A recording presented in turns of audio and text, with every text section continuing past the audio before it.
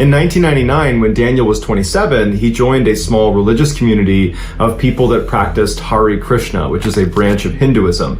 They get their name from their chant that devotees repeat over and over again. During his stay with this community, Daniel basically blew off all of his responsibilities. He didn't really practice the religion, he didn't help out around the temple. Instead, he spent virtually all of his time feeding the wild birds that came to roost inside of the temple's garden. All he cared about were these birds. After a month of living in the Hare Krishna community, Daniel abruptly tells the other worshippers that he's going to be taking a vow of silence. And this really confused the others because Hare Krishna does not encourage its members to take vows of silence. This was something Daniel was just going to do on his own. And so right before he took his vow of silence, he also informed them that he would be leaving. So he takes his vow of silence, he packs his stuff up, and he leaves. After departing, Daniel committed a series of petty offenses through South Carolina, Washington, Texas, and then ultimately in Florida.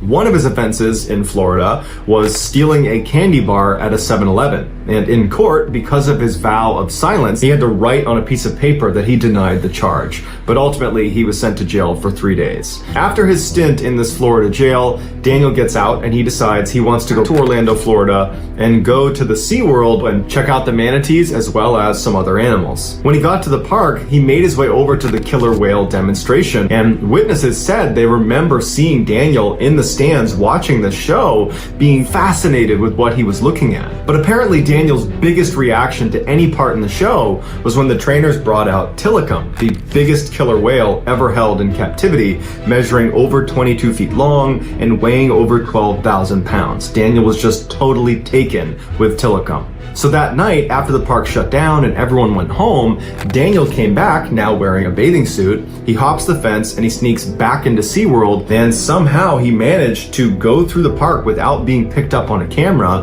and he makes his way over to the killer whale enclosure. He hops the fence and he jumps into the massive pool with Tilikum. And apparently Tilikum was really eager to play with Daniel, because Tilikum quickly played with Daniel by biting his shorts and bringing him to the bottom of the pool and dragging him along the bottom until Daniel drowned. And then after he drowned, Tilikum basically thrashed him around, throwing him up and down, ripping off pieces of him, until finally he draped Daniel's body over his back, and that's where Tilikum kept him. The next day, when the staff showed up and made this discovery, they couldn't get Daniel's body away from Tilikum because Tilikum wanted to keep his toy. And so they had to use a special medical hoist to lift Tilikum up into the air to recover Daniel's body.